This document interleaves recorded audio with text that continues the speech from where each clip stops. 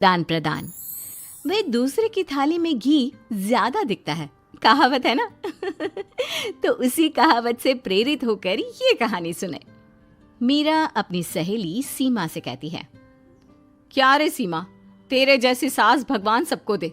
कोई रोक टोक नहीं, कोई बोलियां नहीं, आराम से रहती है और आराम से रहने देती है। एक मेरी सास है। माना कोई रोक टोक नहीं है, लेकिन दूसरी कई परेशानियां हैं जो मेरी सास के साथ है, तू नहीं समझेगी। चल अच्छा रखती हूँ, ननद आई है, उसकी खातिरदारी करनी है। मीरा सीमा की सास से काफी इम्प्रेस रहती है। फिर एक दिन सीमा मीरा के घर किसी काम से जाती है। मीरा की सास कहती है, हाँ भाई सीमा, क्या करने आई है? घर में कोई काम धाम नहीं है क्या? सीमा को तो शौक लगता है, ऐसे कोई कैसे बोल सकता है। आंटी, मैं कौन सा कुछ लेने आई हूँ, देने ही तो आई हूँ। ये अचार बनाया था। तभी मीरा आ जाती है। अरे तू अचार लाई है? तेरी सास ने कुछ कहा नहीं? यहाँ मेरे घर पर तो सामान सड़ जाए, लेकिन मेरी सास मजाल है किसी को चवन्नी भी देने दे। अरे क्यों ना बचाऊं चवन्नी, मेरे बेटे की मेहनत की कमाई है। तेरे भरोसे रहूं तो सब लुटा दे। अब ले ले अचार उससे और दफा कर। मीरा सीमा से अचार लेकर उसे बाहर तक छोड़ने जाती है। अरे यार, तेरी सास तो बहुत अच्छी है। क्या बात कर रही है? कितनी तो बेइज्जती करती तेरी, लेकिन फिर भी तुझे मेरी सास अच्छी लगी। मेरे घर आ जा कभी, मेरी सास को देखेगी ना तब पता चलेगा। अरे इससे ज्यादा बुरा क्या हो सकता है। जरूर आऊंगी मैं तेरे घर, लेकिन मैं कुछ लेकर नहीं आ सकती। हाँ, देख रही है ना मेरी सास का हाल। हाँ हाँ, कुछ न लाना, मैं तो कहती हूँ खाली झोला ले आना बस। सीमा चली जाती है। फिर क्या, दोनों अपने काम में लग जाती हैं। लेकिन एक रोज न जाने क्या होता है, मीरा सीमा के घर आती है। सीमा की सास कहती है, अरे सीमा, देख तो कौन आया है, तेरी सहेली मीरा। मीरा, आज कैसे यहाँ पर? आजा आजा। और ये हाथ में क्या है तेरे? क्या मतलब? कुछ नहीं आंटी जी, ये तो खाली थैला है। वो क्या है ना, मंडी जा रही थी तो सोचा मीरा से मिलती चलूं। अरे काहे को मंडी जाना, कल ही मेरा बेटा सब्जी लेकर आया है। अरे मीरा, जरा सीमा का ये थैला तो भर दे। मीरा घबरा जाती है। अरे नहीं नहीं माँ जी, बिल्कुल नहीं, मैं कुछ नहीं ले सकती। हम लोग ना अलग सब्जियां खाते हैं। खैर, मीरा सब्जी तो नहीं लेती, लेकिन सीमा की सास तो न जाने क्यों कद्रदान हुई रहती है। अरे मीरा, जरा चिकन मटन बना ले, तेरी सहेली आई है। मैं फोन कर देती हूँ, वो दे जाएगा। और सुन, मिर्च जरा तेज कर देना। लेकिन मीरा तीखा नहीं खाती है माँ जी। अरे खाना चाहिए। अब सीसी करेगी ना तो नाक का सारा कचरा भी निकल जाएगा। हाय रे, कितनी अच्छी है तुम्हारी सास। हाँ, तभी आसपास के सारे यहाँ खड़े हो जाते हैं सुबह से ही। अभी 2 मिनट रुक ना, खुद पता चल जाएगा। तभी पड़ोसन आती है। अरे बहन जी, चाय का वक्त हो गया, सोचा चली आऊं आपके घर। अरे क्यों नहीं क्यों नहीं, वो क्या है ना, बहू की सहेली आई है तो चिकन बन रहा है, वो भी लेती जाना। मैं जरा ज्यादा ऑर्डर कर देती हूँ। और हाँ बहू, पकोड़े भी तल ले चाय के साथ। जा जा मीरा बेटी, सीमा की मदद कर दे जरा। मीरा सीमा के पास किचन में जाती है, जहाँ सीमा सास को कोस रही होती है। घर में कितनी मुश्किल से सब्जी और राशन आता है, लेकिन ये नहीं समझेंगी। अरे पिछले महीने भी 2 बार राशन लाना पड़ा था, लेकिन ये है कि सच्ची यार, फिर भी तू लकी है। तेरी सास कम से कम मेरी सास की तरह तो नहीं है। मीरा कुछ देर रहकर वहां से चली जाती है। दोनों बहुएं किसी तरह सास के साथ दिन काट रही थी कि एक दिन सीमा कहती है, नहीं नहीं माँ जी, बस करिए, तंग आ गई हूँ मैं आपसे। मैं अब आपके साथ नहीं रह सकती। एक बार, बस एक बार आप मेरी सहेली मीरा की सास की तरह बनकर देखिए।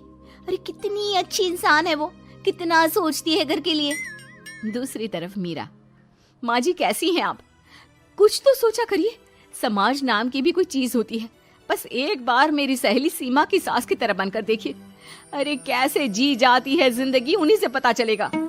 दोनों की सास को आता है गुस्सा। अरे भाई, कोई छोटे बच्चे तो है नहीं जो किसी के साथ तुलना कर दे और वो कुछ ना कहे। मीरा की सास कहती है, मुझे तो सीमा के पास ही छोड़ा। सीमा की सास कहती है, तू ना मुझे मीरा के पास ही छोड़ दे। दोनों एक दूसरे से सलाह करती हैं और सासों का किया जाता है आदान प्रदान यानी एक्सचेंज। अगली सुबह मीरा की बदली हुई सास। अरे मीरा, मेरी बेटी आ रही है। मीरा को तो आदत थी कि घर का कोई भी आए दमड़ी ना निकले, ना कुछ बनाना ना कोई लेन देन। अच्छा माँ जी ठीक है, कोई बात नहीं। अरे कैसा कोई बात नहीं, अरे लाओ 16 तरह के पकवान और ननद को देने के लिए सीधा निकालो। सीधा समझती हो ना? देना लेन देन? अरे माँ जी कैसी बात कर दी, इस घर में जो कोई कुछ भी ले आए, लेकिन मजाल है घर की चवन्नी भी कहीं चली जाए। अरे ये तो परंपरा ही नहीं है इस घर की। बाकी खाना हो तो रोटी दाल बना देती हूँ। रोटी दाल तो मेरी बेटी दुख में भी नहीं खाती, तो मायके में क्यों खाए। मैं अभी चिकन मटन पनीर और दाल ऑर्डर कर रही हूँ, सब बना देना। लेकिन मेरी तो आदत ही नहीं है इतना सारा खाना बनाने की। नहीं नहीं माँ जी, मुझे तो माफ करें। अरे कैसी बात कर रहे हैं, तेरी सास की बेटी नहीं आती थी क्या? आती थी ना, खूब आती थी, लेकिन मजाले की सास कुछ एक्स्ट्रा कर दे। माँ जी देखिए मेरी तो ये आदत नहीं है। दूसरी तरफ सीमा। माँ जी वो मेरे मायके से लोग आ रहे हैं, तो मैं जरा उन लोगों के लिए कुछ बना लेती हूँ। क्यों क्यों बना लेती हो? दाल रोटी बनी है ना, साथ में अचार रख देना। वैसे आ क्यों रहे हैं बेटी के घर? सीमा को तो बहुत बुरा लगता है। कहाँ तो उसकी सास पड़ोसी के कुत्ते को भी घी की रोटी खिलाती है, और कहाँ ये मीरा की सास जो उसके मायके वालों के लिए सूखी रोटी अचार रख देने की बात कर रही है। वो मेरी भाभी आई है ना, नई नई, तो शादी के बाद भाई पहली बार आ रहा है। हाँ तो उन लोगों को बोल दो, हमारे घर का रिवाज है सास के लिए 10 साड़ी हार और सजावट का सामान लेकर ही आना, समझे? सास तो बोली जा रही थी, लेकिन सीमा को कुछ समझ में नहीं आ रहा था कि वो क्या करे। सीमा का पति। अरे सीमा क्या हो गया, तुम्हें तो माँ से बिल्कुल ऑपोजिट चाहिए थी ना। कहाँ माँ हर किसी के आव भगत में तुम्हें लगा कर रखती थी, लोगों से खूब मिलती, घर का सामान बांटा करती थी। अरे याद है ना, तुम्हारे घर वाले आते थे 1 पैकेट लेकर और जाते थे पूरे 10 थैले के साथ। अब आएंगे 10 पैकेट लेकर और जाएंगे खाली हाथ। सही है। नहीं नहीं, मुझे नहीं चाहिए ऐसी सास, ये सब तो मुझे पता ही नहीं था। सीमा घबराकर मीरा की सास को लेकर उसके घर जाती है, जहां मीरा। सीमा ले जा अपनी सास भाई। हाँ हाँ, मैं भी तेरी सास वापस ही देने आई हूँ। चलो मम्मी जी, मेरे लिए तो आप ही सही हो। इसका कायाकल्प। राधा को अपनी सास से बहुत प्यार था। मम्मी जी आपकी साड़ी कितनी प्यारी लग रही है, काश मैं भी आपके जैसी साड़ी पहन पाती। अरे बेटा, हमारे जमाने में तो साड़ी ही चलती थी, तू क्या करेगी साड़ी पहनकर? दिन भर भागा दौड़ी करती है, साड़ी कंफर्टेबल नहीं फील कराएगी। तू तो ऐसे ही जचती है बेटा। राधा सास को लेकर घूमने जाती, सैर करती और उनसे खूब बातें किया करती थी। एक दिन, अरे राधा और माँ सुनो, अब हम लोगों को बम्बई चलना पड़ेगा, मेरी नई नौकरी वहीं लगी है। अरे वाह माँ, कितना मजा आएगा ना। अरे नहीं नहीं, मैं नहीं जाऊंगी, बड़ा शहर, बड़े लोग, मेरा दिल नहीं लगेगा। अरे माँ, मैं हूं ना आपके साथ। और सारा परिवार बड़े शहर में शिफ्ट हो जाता है।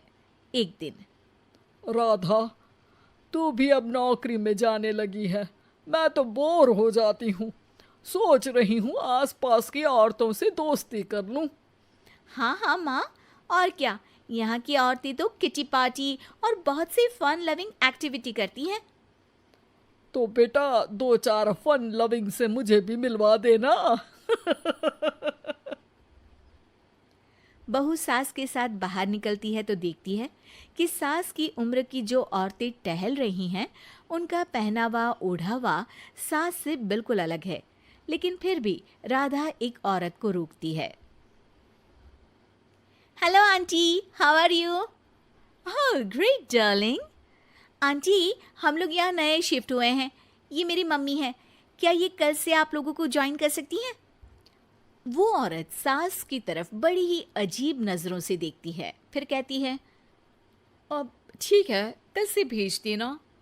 सास समझ जाती है कि उस औरत को वो ठीक नहीं लगी, लेकिन फिर भी वो कुछ नहीं बोलती। अगले दिन, अरे माँ, अच्छी सी साड़ी पहनकर तैयार होकर जाइए, आपको आपकी दोस्तों के पास जाना है ना। और नहीं नहीं, मैं सोच रही हूँ घर पर बैठकर टीवी देखूं। वैसे भी रामायण का नया एपिसोड आएगा। नहीं माँ, आप जाओ ना, लोगों से मिलो, बात करो, अच्छा लगेगा। ना चाहते हुए भी सास उन लोगों के पास जाती है, लेकिन सभी सास से बुरा व्यवहार करते हैं। सास मुंह लटकाकर घर आ जाती है। बहू समझ जाती है कि सास को कुछ हुआ है। वो रोज सास को पार्क में भेजती, लेकिन सास रोज मुंह लटकाकर वापस आ जाती। क्या हुआ माँ, आप बाहर जाकर खुश नहीं होती हैं? अरे बेटा, खुश तो हूँ, लेकिन क्या माँ, आपको तो लोगों से मिलना, बातें करना अच्छा लगता था। मैं देख रही हूँ कि आजकल आप बाहर से आती हैं तो परेशान सी दिखती हैं। सास कुछ नहीं कहती, अपने कमरे में चली जाती है। अगले दिन राधा चुपके से सास के पीछे पार्क में जाती है। हेलो, कैसे हैं आप लोग? एक औरत मुंह बनाकर साइड हो जाती है। सभी एक दूसरे से बात करती हैं, लेकिन राधा की सास साइड में चुपचाप अकेली बैठी रहती हैं। राधा घर आती है और सास के वापस आने का इंतजार करती है। सास मुंह लटकाकर घर आती है। अरे मम्मी जी, तब से इंतजार कर रही हूँ, जल्दी तैयार हो जाइए, मार्केट जाना है। राधा सास को लेकर बाजार जाती है और उन्हें कुछ मॉडर्न कपड़े दिलाती है। अगले दिन सास उन कपड़ों को पहनकर पार्क में जाती है। Oh my god, you are looking gorgeous. Beautiful top, कहाँ से लिया? हे, मेरे घर में कल किटी है, तुम जरूर आना। अजीब औरतें हो तुम लोग। मैं रोज आती थी, तब तो तुम लोग सीधे मुंह बात भी नहीं करती थी। आज इन कपड़ों को देखकर तुम मुझे घर बुला रही हो। लेकिन सुनो, अब मुझे तुम लोगों से कोई बात नहीं करनी और ना ही दोस्ती करनी है। अरे, तुम तो बुरा मान गई। वैसे दोस्ती नहीं करनी थी तो ये कायाकल्प क्यों किया? ये मेरी बहू ने किया है। मैं यहाँ सिर्फ ये देखने के लिए आई थी कि तुमको मुझसे समस्या है या मेरे कपड़ों से। कपड़े तो बदले जा सकते हैं। अच्छा चलो, जो भी हो, अब हम लोग तुम्हें अपने साथ रखने को तैयार हैं। लेकिन अब मुझे तुम लोग नहीं पसंद। ये बोलकर राधा की सास वहां से चली जाती है। वाह माँ जी, आज तो आपका चेहरा खिला खिला सा लग रहा है। लगता है आपकी सहेलियों ने आपको अपना लिया।